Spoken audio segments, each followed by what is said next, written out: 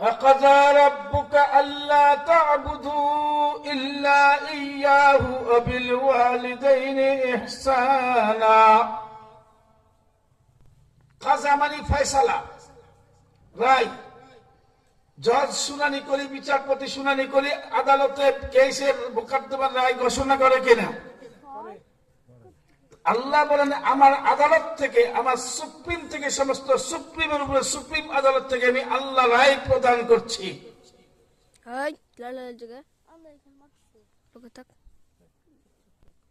আল্লাহ তা'বুদু ইল্লা ইয়াহু, ইবাদত হবে, সিজদা হবে শুধু আমি আল্লাহর জন্য। কে বলেছেন? আল্লাহ বলেছেন। কে বলেছেন? কাকে বলেছেন? আমাদেরকে বলেছেন। কত নাম্বার পারা, কত নাম্বার সূরা? 15 নাম্বার পারা সূরা বনী ইসরাঈল। আল্লাহ তা'বুদু ইল্লা ইয়াহু।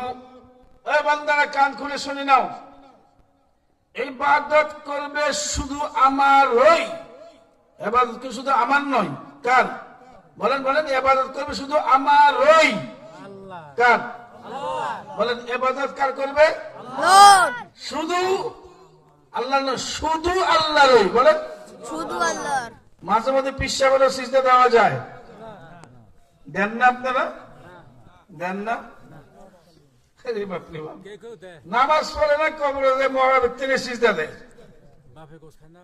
ওই যে কবরে গিয়ে মরা ব্যক্তিকে ইবাদত মনে করিয়া সিজদা দিল, সাথে সাথে দুইটা কাম হলো। একটা হলো সে মুশরিক হয়ে গেল, মুশরিক হয়ে যাওয়ার কারণে সাথে তার বউ তালাক হয়ে গেল।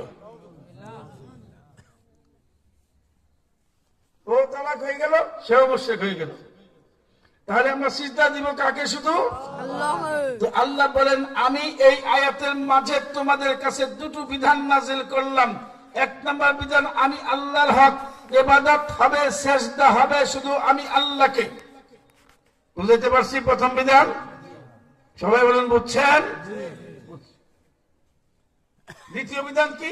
সাথে সাথে বলেছেন ওয়াবিল ওয়ালিদাইনি ইহসানা।